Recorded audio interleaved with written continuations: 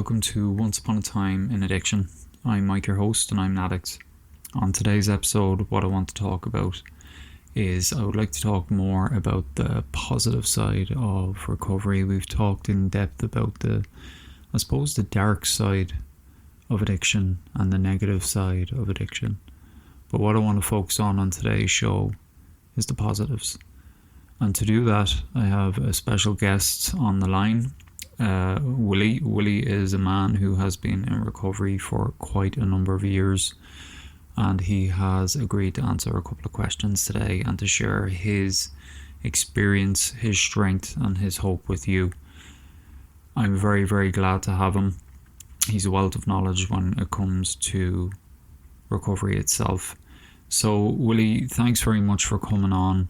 I know your story, and I know you've been in recovery for quite a while. So how long have you been in recovery for? Basically, I came back into recovery nearly 18 years ago, a day at a time.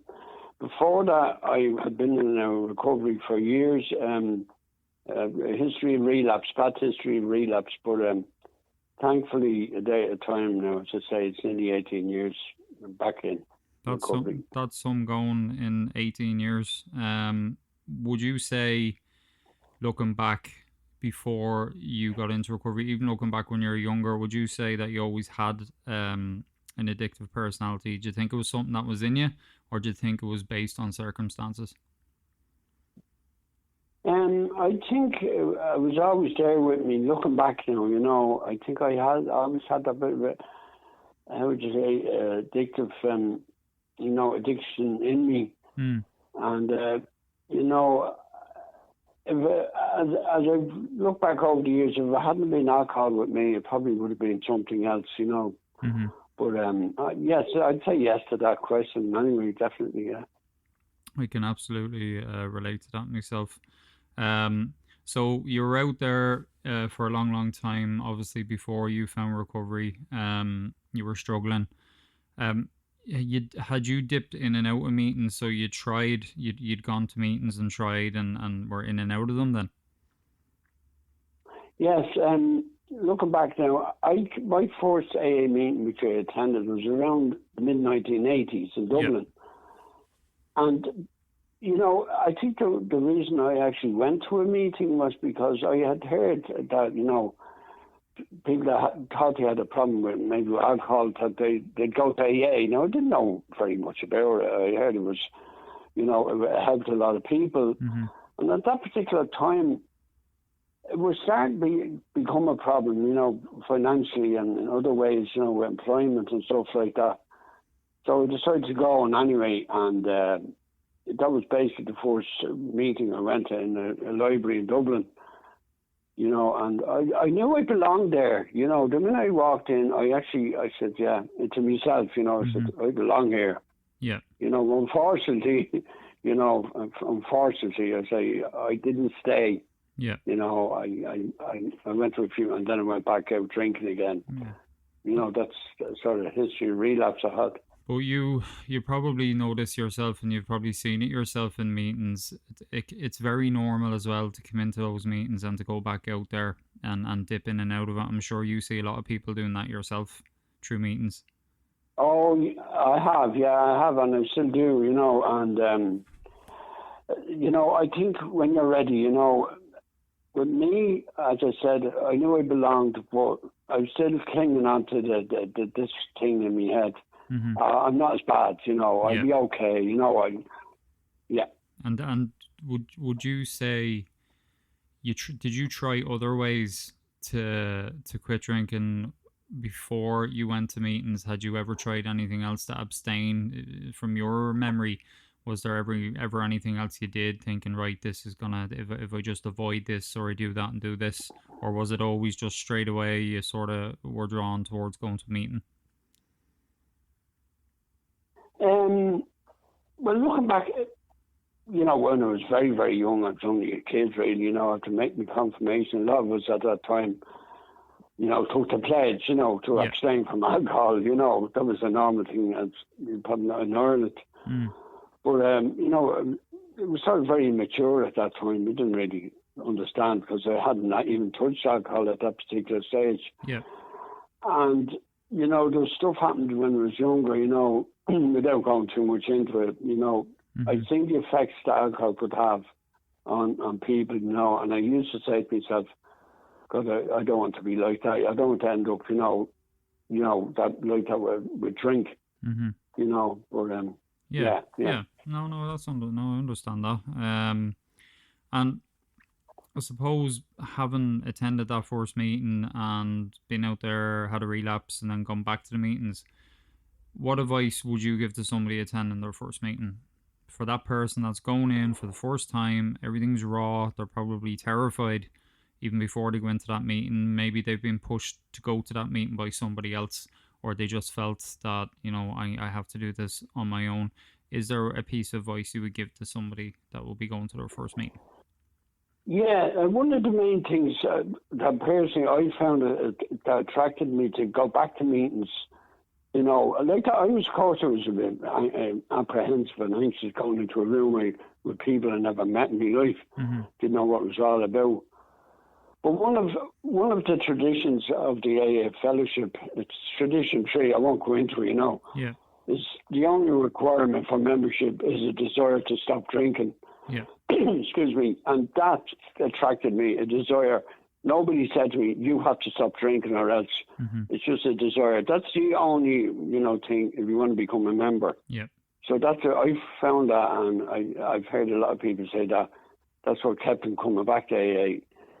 The only requirement is a desire to stop drinking, you know. And if I can give any person who says their first meeting, you know, naturally you're going to be a bit anxious, you know, but just, you know, take it easy. Just go in. You don't have to speak. No one makes you say anything. Just if you just want to sit there and listen, you know, and maybe you will want to speak or share, but just go in, and you don't, as I say, if you want to get up and leave, you can. But once you're in the door, you'll know yourself, you know what I mean? Like you know, but there's nothing to be afraid of, you know, that everyone there, we're all there for the same reason, is to get well, you know? Yeah, and that's the thing, even from my own memories of going to that first meeting, you'd mentioned there, tradition 3, just sort of, that's what spoke to you. When you heard that, you thought, right, I can relate to this. And there's a lot, you hear a lot of things when you go to meetings, and if you were to try and take it all in at once, you'd probably never go back to a meeting. It is just that one or two things that you sort of latch onto. You know, yeah, they tell you one of the things about the fellowships is to, you know, take it easy, keep it simple, you know. Yeah. And all the help is there, you know. As I say, you don't have to say anything, you know, and the welcome you get is, you'll experience whoever is thinking of going.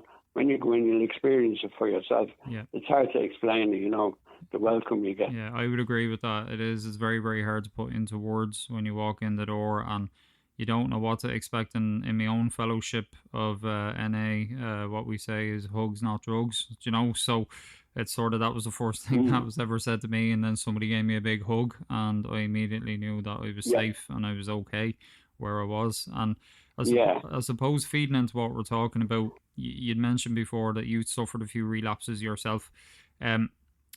What is it that do you think something caused those relapses? Do you think that maybe you had gone to the meetings maybe, and that you were there but you weren't there at the same time, you weren't quite ready? Do you think that there was just, in your period of relapsing, do you think there was just something there that wasn't clicking with you at the time?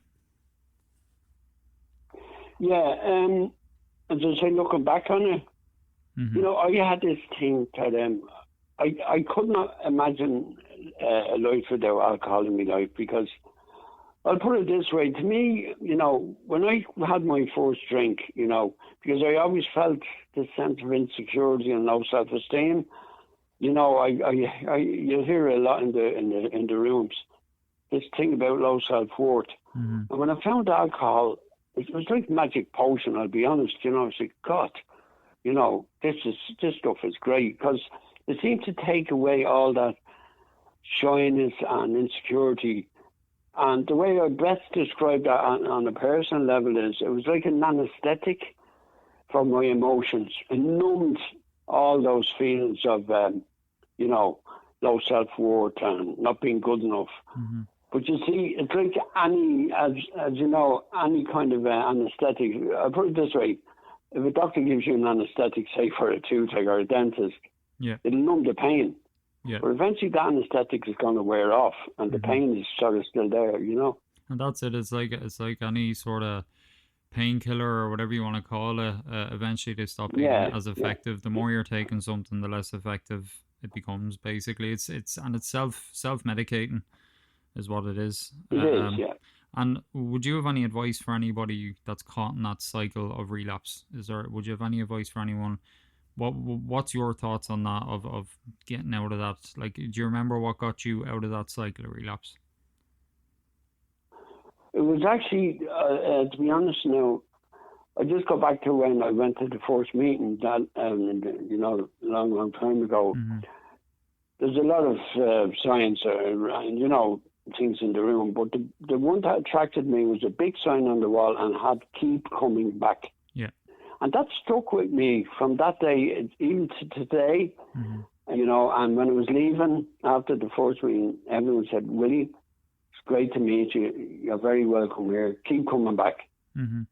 And that stuck in my mind. Even when I went out there, and I used to say, "I'm never going back there. This is not going to work for me." Mm-hmm. I was always there, even when I didn't want to go back. That was in my head. I was told, "Keep coming back." And I was also said to me, "Miracles happen in AA," and I said, "That's nonsense," Mm-hmm. And I remember that had been around a long time. He said to me, "Willie, if you keep coming back," he said, "the miracle will happen." Yeah. And I said, "I don't know about that," because I had this idea I was one of these people that was never going to make it. Yeah. You see, I could stop, but I could never stay stopped. Mm. And when I think about that today, did I really want to stop? Yeah, you ask yourself, do I really want to stop drinking? Mm-hmm. Or whatever the drug may be, Yeah.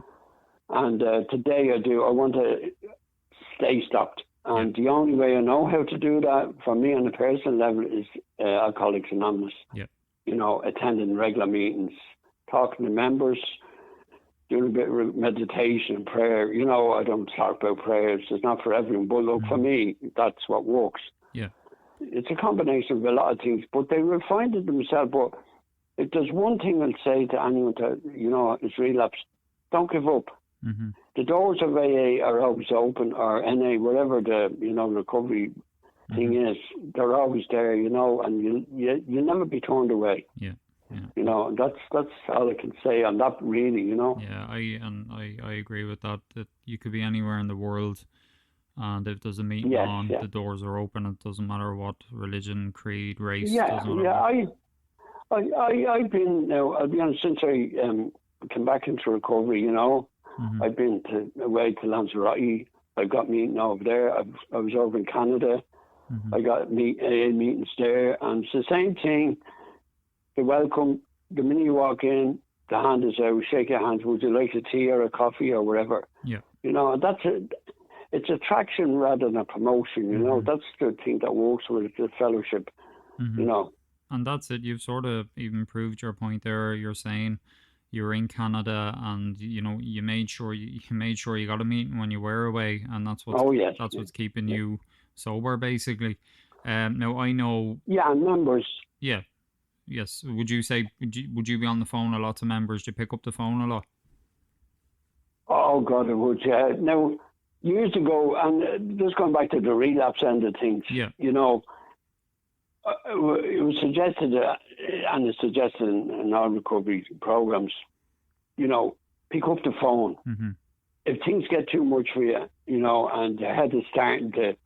You go off the wall a bit, and you're saying, "Oh, I can't cope." Pick up the phone, talk to someone. Mm-hmm. Like they say, a problem shared is a problem half. But what I used to do, I'd pick up a drink instead of picking up the phone, and then I'd pick up the phone, which is, that doesn't work at all. Yeah.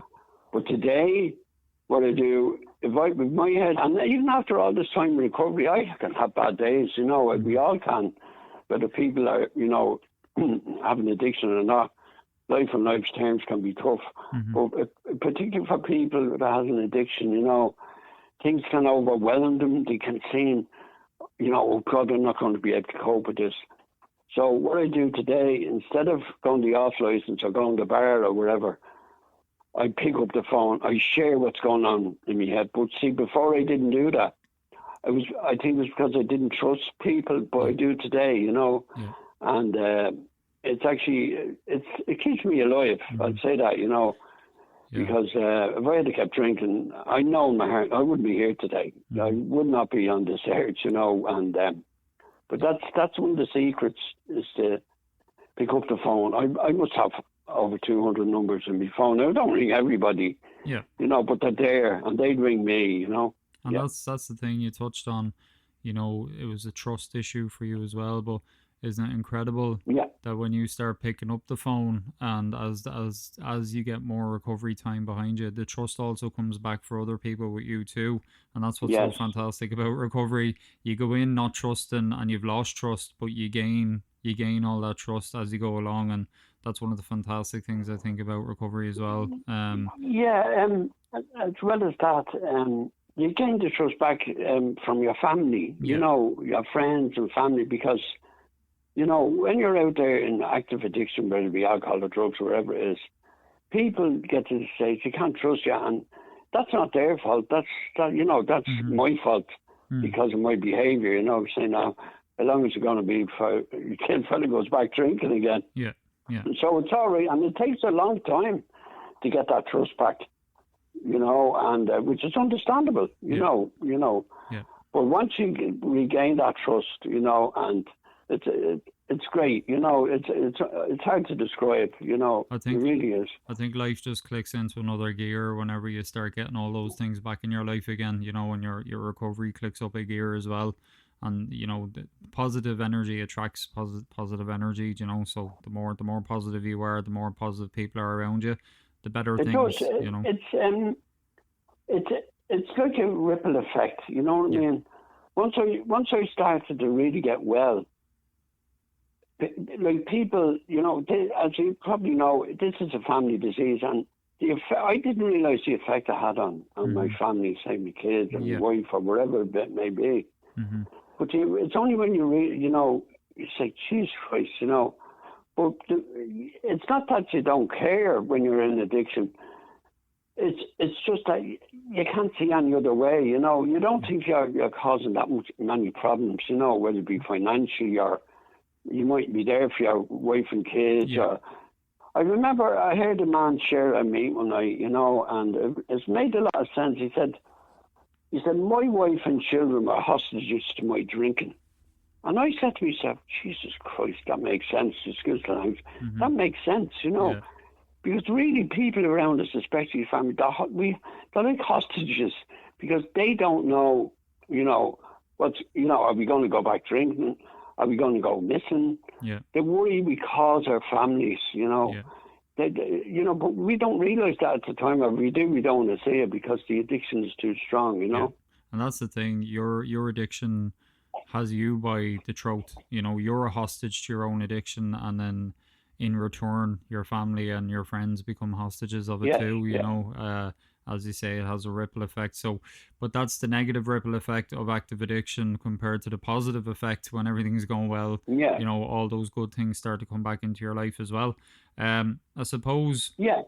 There are avenues as well of finding that recovery. So, me personally, I've never been in treatment. I've just gone down the meetings route. I've tried other things myself. Now, I know you were in treatment at one point, and the treatment itself didn't manage, or it didn't give you the long-term recovery that you have now.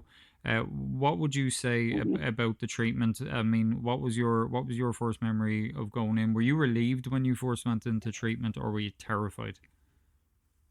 I'd say a bit of both. I won't say I was terrified. I was at the stage where nothing else seemed to work, and I said, I heard of a treatment centre, so we give that a go. And it was a 30-day program. Basically, you're shut away from everybody for 30 days. Yeah. And it's like an intense group session, and you have a counsellor and meditation, and I found it very good. And at the time, I honestly did think I'd done a good program. Yeah. And at the end of 30 days, what they do is, they give you like a chip. It's called a chip, a medallion. Yeah. And for doing the 30 days. And before I left, the counsellor I had, he was a lovely, lovely man. Patrick was his name. He died since, Lord rest him. A lovely, gentle man. And he called me over and he said, Willie, he said, well done. But he said, I'm a bit worried about you, Willie. And I said, why is that, Patrick? He said, I know, you've done what you would say your best, and you're as honest as you could, because it is a program of honesty as well. And I said, yeah. He said, I'm worried you might drink again. And I was devastated. I'll be honest. I said, what? I said, I don't think I'm going to drink again, Patrick. He said, look, I'm just putting it out there. He said, and the reason I say that is, he said, this is a program of change. And he said, if you do not change when you leave here, you'll probably change in little ways. But if you don't really put an emphasis on change yourself, your behaviours or stuff like that, he said, there's a good chance you're going to drink again. And do you know, I got 5 months recovery and I went back drinking. And looking back on that, it was because I wasn't willing to fully change. I wanted the old life. I still wanted to be behaving in the old way Willie used to behave, control, fix things, all that carry on, running the show, trying to tell people what they should do. And all that led me back down that road to alcohol again. Yeah. So the man was right, he was right. I didn't believe it at the time, but I stopped going to meetings then, and it didn't, and that really, then it really took off, You hadn't surrendered to it. You hadn't surrendered to recovery at that point, even though when I don't think I'm fully accepted, because unless you really fully accept that your addiction, there's a good chance you're going to keep going back out, Yeah, and that's it, and that's again, it feeds back into it's a program of honesty. The first thing you have to be is honest with yourself before you can be honest with anybody else. And if you can, we're all very good as addicts and alcoholics and gamblers or whatever it might be. We're all very, very good at telling ourselves stories, that make us feel better. And one of those stories can be, I'm ready for this, I'm going to kick this and all. And it can be fairy tales, but I think you have to genuinely be in that point and a rock bottom, let's say. The other thing is, people like me, I don't know about other people in addiction, but very good at blaming other people. Yeah. I'd go around blaming, if I had lost a job or whatever, I'd blame either the employer, I'd blame because I wasn't being paid enough, I'd be blaming my family. Oh, look, if you had the head I have, you'd go drinking. Yeah. And all of these things, they came about because of my alcoholism, my drink. It was the drink that was called, the number one thing that brought these things into line for me. Yeah. And I had some great jobs. I really had some great prospects and promotion, offered great stuff. And I'll be honest here, I either left before I got sacked, or else I would have been sacked, and it's horrible, and but it's all down to alcohol, I didn't want to fully accept that I had the problem. Alcohol had power over me. Yeah. I thought I was in control, you see. Yeah. And that's the first step, and I think in most recovery programs. Yeah. And we're powerless over alcohol, and our lives have become unmanageable. Yeah. And once you accept that first step, fully accept it, you're on the road to recovery, Yeah, absolutely. And you were talking about you'd been in jobs and things like that. Like, it's a self-destruct button, really, isn't it? That's what you're pressing. It's a self-destruct button. And it is. Cause, in the back of your head, even, you're saying to yourself, so what's the point in taking a promotion? So I'm not going to last in this job. Eventually, they'll cop onto what I really am and they'll sack me. But that also goes back to low self-esteem and insecurity. And then, of course, when you feel that as an addict, you either drink or you use to numb that, 100%. And I think it's like a a deep root. It's a deep rooted thing that either you don't deserve to be happy or you don't deserve to have the good things in your life. And I think that's what your addiction does. It wants to keep you in that mindset, because as long as you're in that mindset, you'll continue to pick up a drink, and you'll continue to go down that path. You will. It's all negative. Yeah. Addiction feeds on negativity, as far as I can see. Yeah. And the more negative you are, the harder it is, you see. But when you come into recovery and start really recovering and working the program and the steps to the best of your ability, because you'll be doing it forever. But once you start doing that, the positivity comes back into it. I put it this way. I believe that when I was in active addiction with my drinking, I was in the darkness, it was like being in the dark. But once I came into, any time I came back into recovery, it was like a candle. The flame started to flicker again. Mm-hmm. But as soon as I started picking up the drink again, that flame nearly was extinguished. That's where I can best explain that. I'd say. Yeah, I can relate to that 100%. I suppose, and I'm just gonna touch on this before sort of moving on to the benefits of your recovery. What would you say, I suppose, from a health perspective, when you were at your lowest ebb, and obviously your addiction had progressed, your drinking had progressed, and what was the main impact it had on your health at the time? What would you say from alcohol? Oh, going back even before it got really, had a really bad effect. I had a lot of falls when I was drunk. I near misses, nearly get knocked down, falling when I was drunk, doing ridiculous things, and ended up sort of injured. But the major one for me was, as my addiction went on and on and on, I took a mild stroke. Now, when I took that mild, I didn't know it was a mild stroke, but I woke up in St. James's Hospital, and I said, geez, what's going on here? Yeah. But basically what happened was I had been drinking all day. I was actually at a wedding in Dublin, and I had eaten very little. And seemingly I collapsed. Now, I can't recall a lot of it. It was like a bit of a blackout. But I woke up in St. James's, and there was this consultant neurologist, to do with the brain and all that. Yeah. He said, you're a very lucky man. And I said, how do you mean? What do you mean by that? He said, you took a mild stroke last night. He said, do you think you might have an alcohol problem? He said to me. And I said, look, I'll be honest, I do. Yeah. And I gave him the full rigmarole about stopping and starting. And he said to me, this is what he said to me. He said, it makes no difference to me. He said, I hope I never see you again. But I'm going to tell you one thing, he said. If you keep drinking, you're either going to die or you're going to take a massive stroke. Mm-hmm. Now, is that what you want for yourself and your family?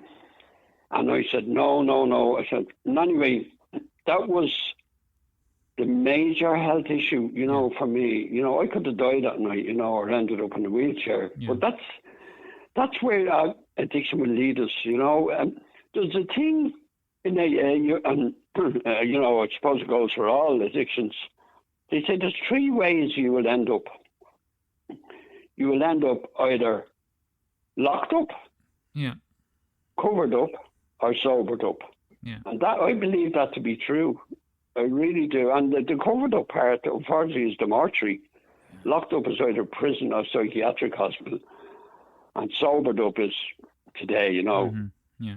And it's recovery in action, That's it. It's a bit like NA, or their jails, institutions, or death. That's what they say. They're your three options in NA. So it's very, very similar. And just to talk about very quickly about the power that addiction has over you. So after you took the mild stroke, how long would you say it was before you found this recovery? Like, did you end up going back out there, even like knowing the fact you'd had a stroke and you'd got that news from the neurologist to say, you basically take a massive stroke?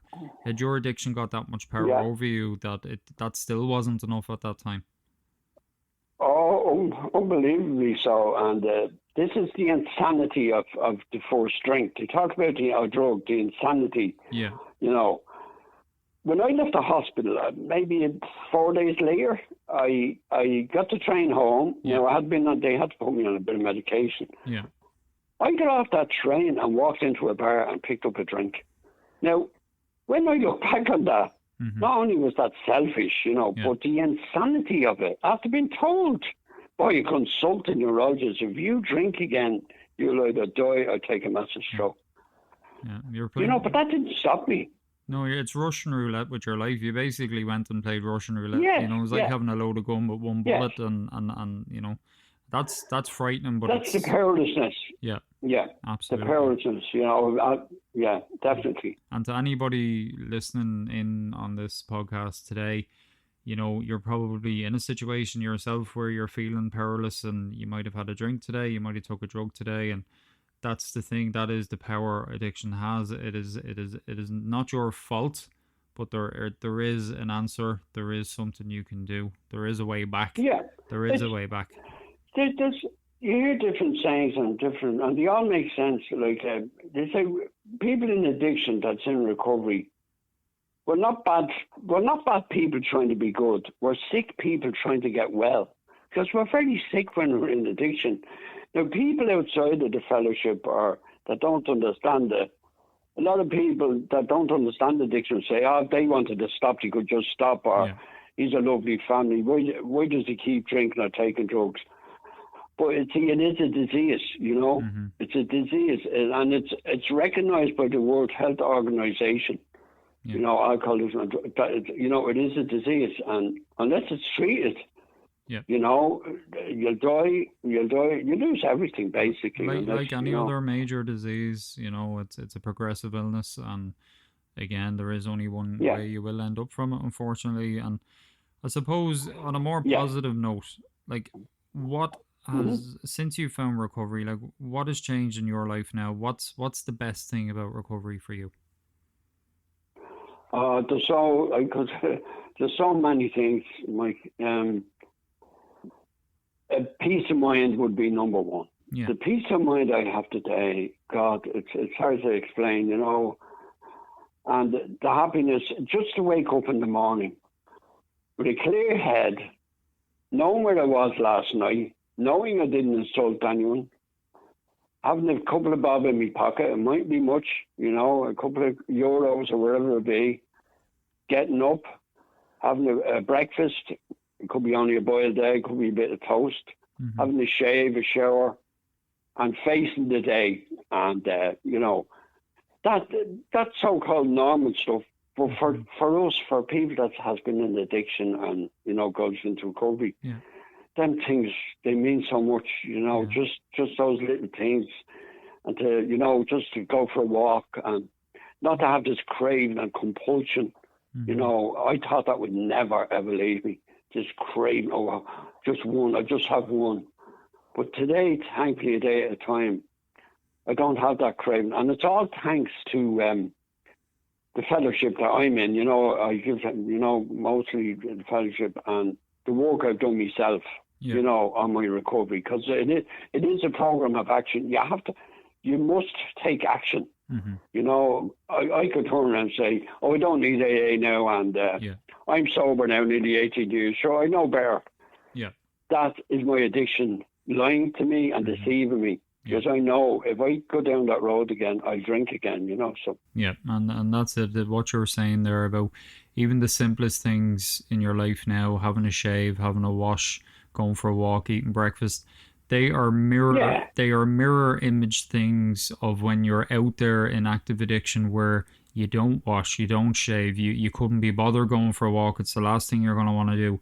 It's incredible how those small differences when you're in recovery, and in a way, they talk about the life beyond your wildest dreams. That is the life beyond your wildest dreams, because when you're in active addiction, you couldn't imagine even those simple things meaning so much to you, But also, Mike, as I go back to the ripple effect of that on your wife, or wherever be, parent or family, children, friends. It brings joy into their life too. It does. It's what goes around comes around. It's like, as I said, the ripple effect. You can see it in other people. I can see it in my family. And I think. I used to beat myself up, and I can still do today, over the past, maybe I wasn't a great dad or a great husband, and, I should have been there for my wife and children. But the best amends, I think, and it was said to me by family members, is to stay sober. Yeah. They just stay sober, and that is one of the biggest amends. Of course, you can make amends in other ways, in your own way, Yeah. But I think that's just by staying sober or clean a day at a time, Mm-hmm.